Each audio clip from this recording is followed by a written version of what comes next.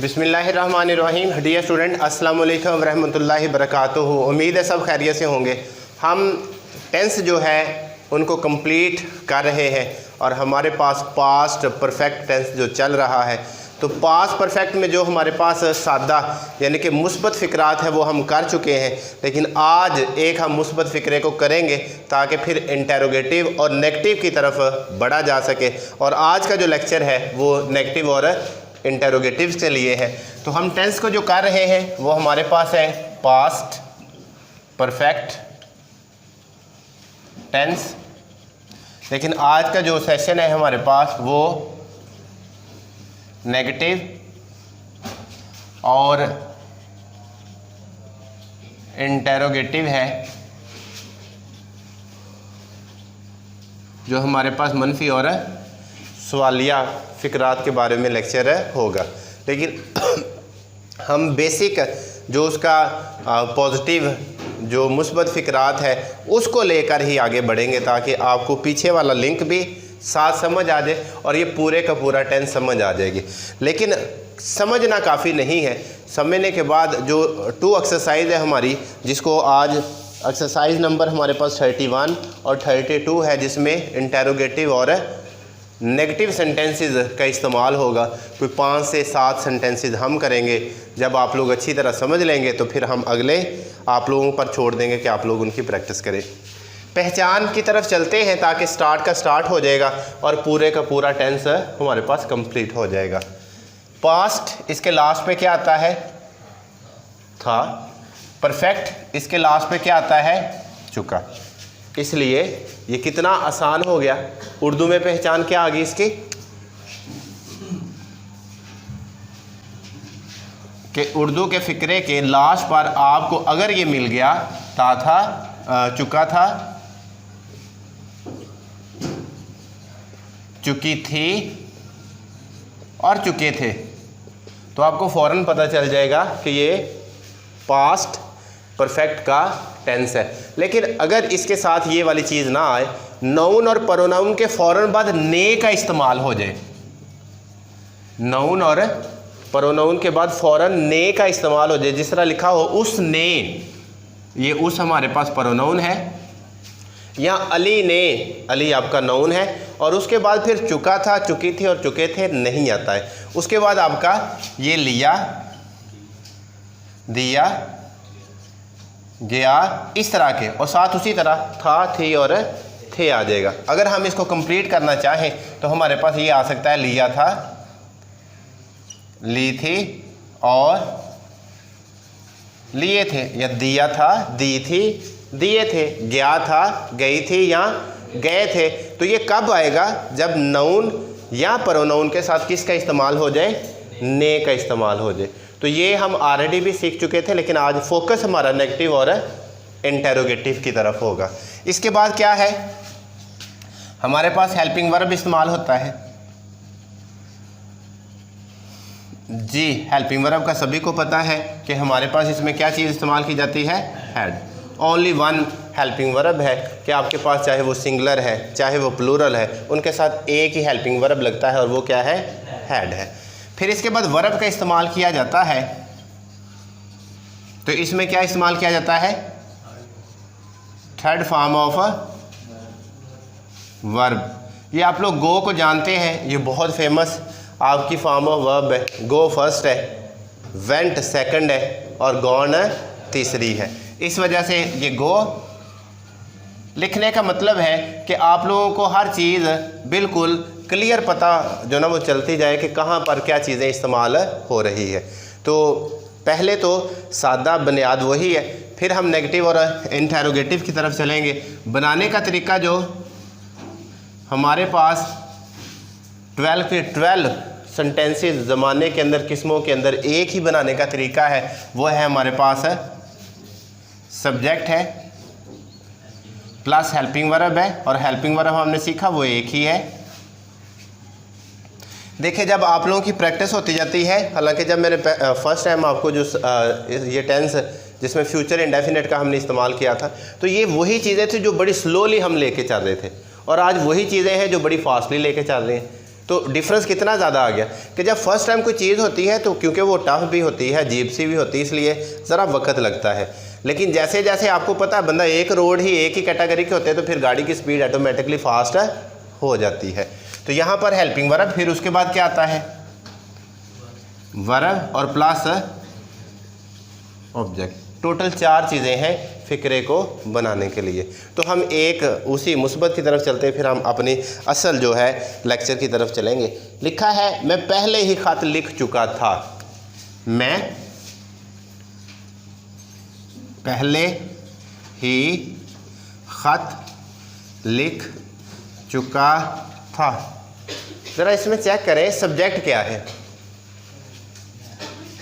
काम करने वाला, और वो क्या है मैं। और मैं की इंग्लिश सभी को आती होगी कि नहीं आती है? क्या आती है? अगर आप लोग किसी बकरी को कहेंगे ना आप आई की इंग्लिश बताएं तो वो क्या करेगी? मैं। उसे भी पता है कि आई की इंग्लिश क्या है, तो इसलिए आपको भी पता होना चाहिए। मैं पहले ही खत लिख चुका हूं तो क्या आ जाएगा जी? आई। सब्जेक्ट के बाद किसकी बारी है? हेल्पिंग वर्ब क्या है? हैड। लेकिन इसमें एक जो तज़किरा हो रहा ना पहले ही, तो ये हेल्पिंग वर्ब से पहले इसका इस्तेमाल किया जाता है जो आपके पास परफेक्ट के अंदर आता है। तो हैड से पहले आप ये ज़्यादा मुनासिब, हैड ऑलरेडी नहीं बल्कि इस्तेमाल क्या होता है ऑलरेडी, पहले ही, फिर आप इस्तेमाल करेंगे हैड। ये हमारे पास पहले ही को जो इजाफी इंग्लिश है ये किसी और जगह पे अगर एडजस्ट करेंगे तो आप फील करेंगे कि ये उस जगह पे ये सेट नहीं हो रहा, ये मुनासिब नहीं हो रहा। जिस तरह आप लोग घरों में कुछ चीज़ें रखते हैं और आपको पता चलता है कि दरवाजे के बिल्कुल सामने चेयर नहीं रखी जाती है, बल्कि उसको क्या किया जाता है वो साइड पे होती है, मे बी वो आगे हो, मे बी वो किसी और साइड पर हो। तो ये इसी तरह कुछ सेंटेंस होते हैं जिनको एडजस्ट करना पड़ता है। तो ऑलरेडी, आई ऑलरेडी, मैं पहले ही, उसके बाद वही हेल्पिंग वर्ब। हेल्पिंग वर्ब के बाद क्या है वर्ब। पहचान क्या है? चुका था, उससे पीछे वर्ब फेल जो काम करने वाला है, तो वो क्या है जी? लिख। राइट पहली फॉर्म है, लिखनी कौन सी है? रिटन। आगे क्या है? खत। Written a letter. ले जी, ये हम ऑलरेडी कर चुके हैं, लेकिन बेस बनाने के लिए नेगेटिव और इंटेरोगेटिव के लिए इनका इस्तेमाल ज़रूरी था। अब देखें जब भी आपके पास नेगेटिव है तो उसमें इस्तेमाल होगा ना का या नहीं का। अगर फ़िक्रे में नहीं इस्तेमाल हो गया तो इसका मतलब नेगेटिव हो जाएगा। अगर इंटेरोगेटिव है तो लास्ट पर उसका क्या आ जाएगा? क्वेश्चन मार्क्स आएगा। वो क्वेश्चन मार्क्स की वजह से हमें पता चलेगा कि ये इंटेरोगेटिव है, वैसे हमें नहीं पता चलता कि वो सवालिया फ़िक्रा है या नहीं है। तो हम नेगेटिव की तरफ बढ़ते हैं। इसी को ज़रा मैं लेके चलूँगा ताकि हमें नेगेटिव इससे बनाना आ जाए, फिर हम दूसरी तरफ लेके चलेंगे। मैं पहले ही ख़त नहीं लिख चुका था। अब किसकी वजह से ये नेगेटिव है? नहीं की वजह से। इस नहीं की वजह से आप लोग जो हेल्पिंग वर्ब है इसके साथ इजाफा किस चीज़ का हो गया? नॉट का, बस। तो इंटेरोगेटिव आ जाएगा। ये कितना आसान है कि अगर हमें सादा बनाना आता है तो उसे हम जो नेगेटिव बड़ी आसानी के साथ है बना सकते। सिर्फ इजाफा किस चीज़ का है? नॉट का। ना या नहीं उसकी जगह पे हम नॉट लगाएंगे। तो ज़रा चेक करें, वही सब्जेक्ट आता है आई, पहले ही उसकी English already, helping verb had, नहीं होने की वजह से क्या लगा दिया? नॉट। हैड, नॉट, उसके बाद वही फॉर्म ऑफ वर्ब हमारे पास। चुका था पहचान, उसे पीछे लिखा, वर्ब थर्ड इस्तेमाल होगी इसी के अंदर भी। रिटन आ लेटर, और आखिर पे फुल स्टॉप। समझ आ गई? 2 हम और करते हैं जो नेगेटिव है ताकि हमारी नेगेटिव की प्रैक्टिस हो जाए। ले जी 31 हमारे पास है। कहता है मैंने इतना खूबसूरत जानवर पहले नहीं देखा था, लेकिन ये भी इंटेरोगेटिव।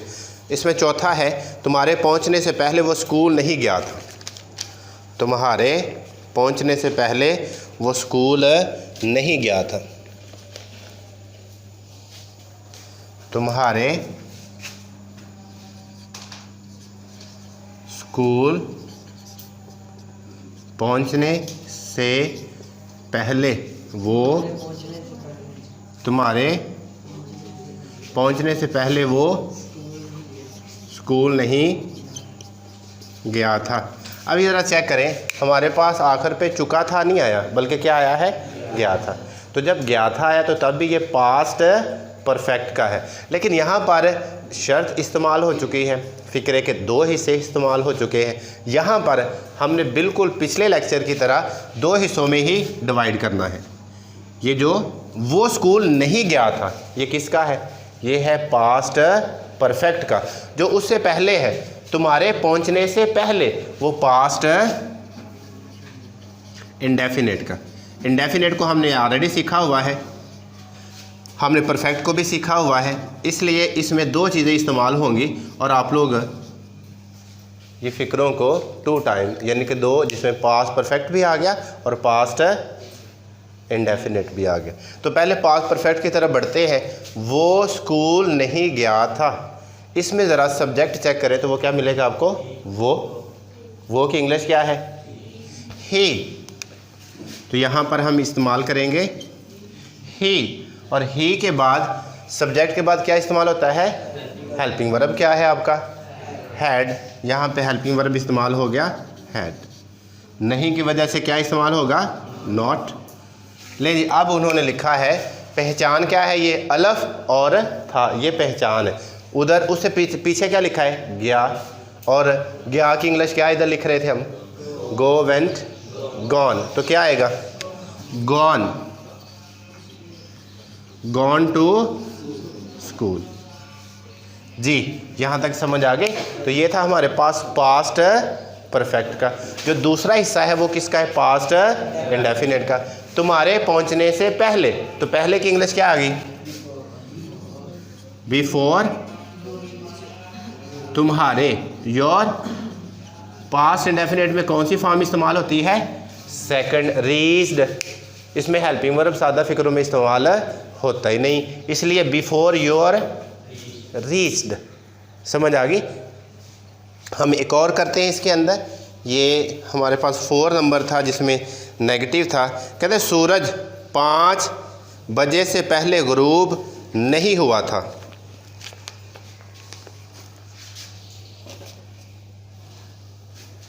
सूरज 5 बजे, बजने लिखा है, सूरज 5 बजे से पहले गरूब नहीं हुआ था। लें जी, वहाँ पर हमारे पास दोबारा आ चुका है कि ये अलफ और था वाली है, तो इसमें गरूब, सूरज 5 बजे से पहले गरूब नहीं हुआ था। तो ये दो हिस्से नहीं है, ये कंप्लीट एक ही हिस्सा, क्योंकि इसमें एक ही सब्जेक्ट है, सूरज। और सूरज की इंग्लिश क्या है, द सन। हेल्पिंग वर्ब क्या है, हैड, नॉट। आगे दो चीज़ें इस्तेमाल होगी, सब्जेक्ट भी, हेल्पिंग वर्ब भी, नॉट भी। अब क्या इस्तेमाल होगा, वर्ब। वर्ब की क्या है कि ये जो लास्ट पे पहचान है, गुरूब होना। और गुरूब होना की इंग्लिश क्या आती है, सेट होती है। और ये पंजाबी में भी लोग अक्सर इस वर्ड को यूज़ करते हैं, मैंने तुझे सेट कर देना, ये वही सेट है। इसका क्या मतलब है, सेट, तुझे तरौंका लगा देना है मैंने, ये वही सेट है जनो। अब उनको ये पता ही नहीं कि हम इंग्लिश के वर्ड इस्तेमाल करते हैं। तो ये क्या है, the sun had not set. आगे क्या है, 5 बजने से पहले, बिफोर है पहले, 5 o'clock, 5 बजने से पहले। जी समझ आ गई इसके। अब हम इंटेरोगेटिव की तरफ बढ़ते हैं। इंटेरोगेटिव में हमारे पास जो बनाने का तरीका है उसमें सिर्फ एक ही चेंज आता है, जो आपका हेल्पिंग वर्ब है, जो दूसरे नंबर पे चीज़ है वो कहाँ पे आ जाती है, वो पहले नंबर पे आ जाती है। दूसरे नंबर वाली चीज़, ये नीचे वाले रेज कर दो ताकि आप लोगों के पास तो इधर बुक है, तो जो वीडियो में देखने वाले हैं वो ज़ाहिर है उसको बार बार पीछे देख के वो चीज़ को चेक कर सकते हैं। तो हम नेगेटिव गया और इंटेरोगेटिव बनाएंगे। इंटेरोगेटिव की पहचान है कि लास्ट पे क्या आ जाता है और शुरू में क्या आ जाता है और लास्ट पे सवालिया निशान। इसके अलावा ये है छोटे सवालिया, फिर बड़े सवालिया जिसमें WH इस्तेमाल होता है, और WH में आपका स्टार्ट में क्या नहीं आता है बल्कि वो क्यों आ जाता है, कैसे आ जाता है, कितने आ जाता है, उसके मुताल्लिक़ हम पढ़ते भी हैं। हमारे पास इसमें पहला दिया क्या तुम्हारा भाई ये इम्तहान पहले ही पास कर चुका है, क्या तुम्हारा भाई ये इम्तहान पहले ही पास कर चुका था। शुरू में क्या की वजह से क्या आ गया, सवालिया निशान। तो ये देख लो दो हिस्से तो नहीं इसके।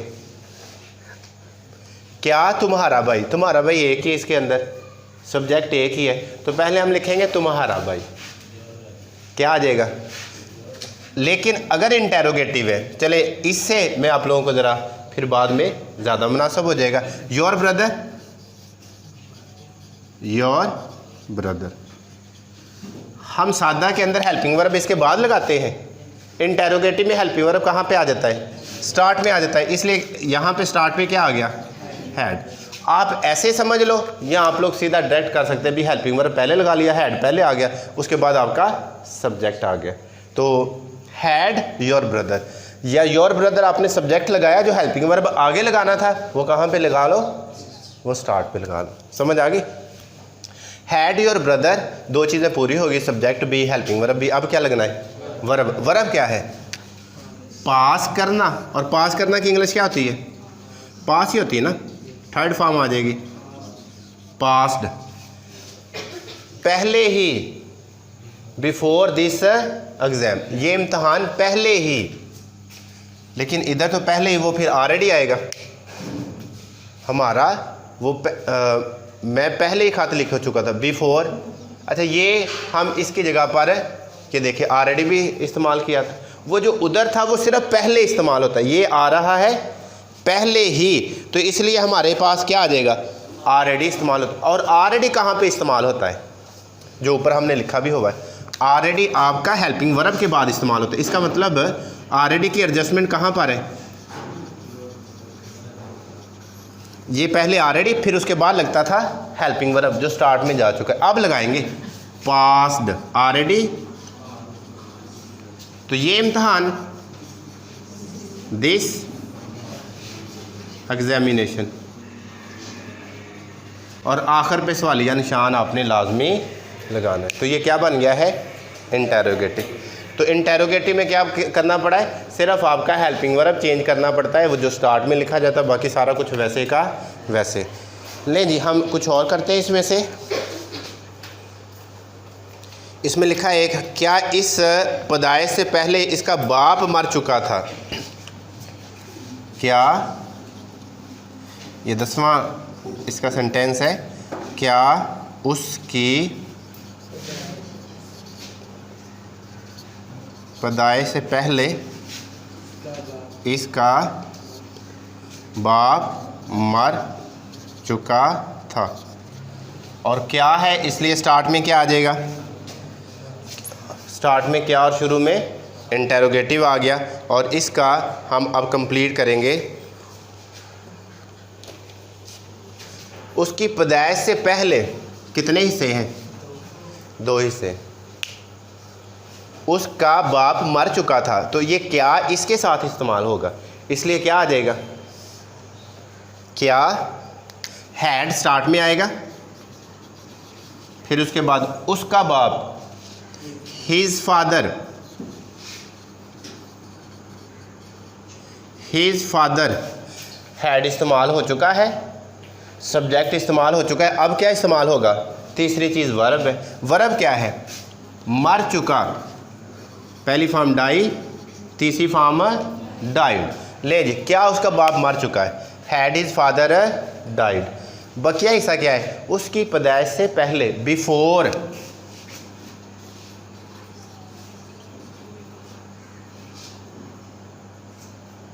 बिफोर उसकी पैदाइश से पहले, ही वाज वो सादा में चला जाएगा, ही वाज बोर्न उसके पैदा होने से पहले, ही वाज बोर्न। तो ये सादा पास्ट टेंस के अंदर हमारे पास चला गया। उसकी पैदाइश तो ही वाज बोर्न उसके पैदा होने से पहले। तो ये हमारे पास क्या आ चुका है, ये जी सवालिया है, तो आखिर पे सवालिया निशान। एक और करते हैं जिससे ये मज़ीद हमारी प्रैक्टिस हो जाएगी। और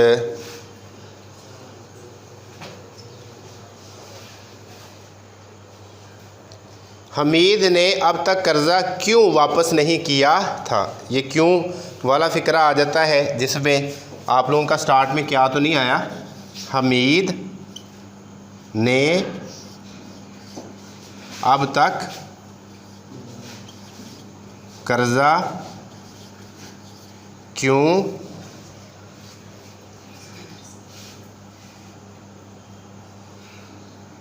वापस नहीं किया था।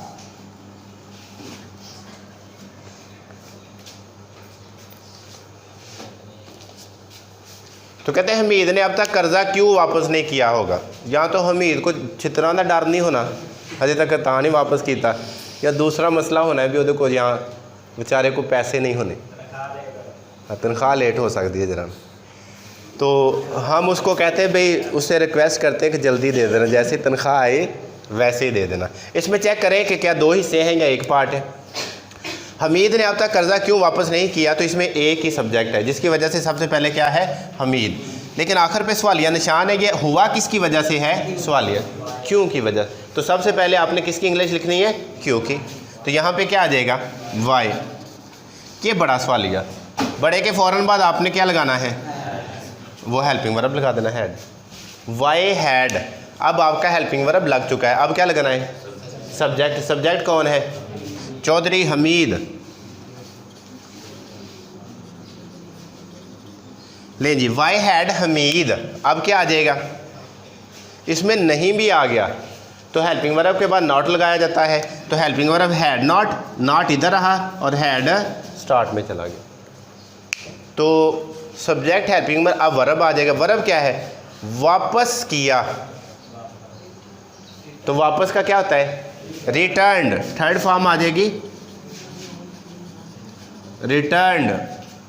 अब किसकी इंग्लिश रह गई है, अब तक रिटर्न्ड लोन, कर्जा।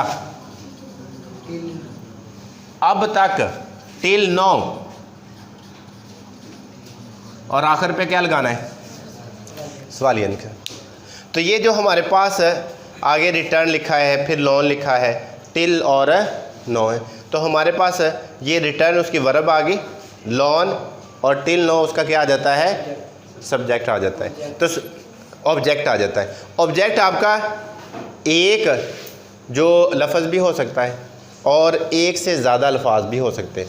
फिर ये होती है, जितनी किसी की प्रैक्टिस होती है वो उसको उसी तरह रेंज कर लेता है, उसको फिर तरतीब देना उसको आ जाता है। उम्मीद है कि आप लोगों को ये पास्ट परफेक्ट टेंस जो मुस्बत फ़िक्रात है, जो मनफी फ़िक्रात है और जो सवालिया फ़िक्रात है उनकी समझ आई होगी। आप लोग अगर एक्सरसाइज को रिवाइज़ करेंगे, आपकी जितनी ज़्यादा प्रैक्टिस होगी उस बच्चे की उतनी ज़्यादा इंग्लिश की ग्रिप होगी, इंग्लिश के अंदर स्ट्रॉन्ग होगा। उम्मीद है कि आप सबको समझ आई होगी। अपना बहुत सारा ख्याल रखिएगा। अगली वीडियो तक इजाज़त दीजिएगा। अल्लाह निगहबान।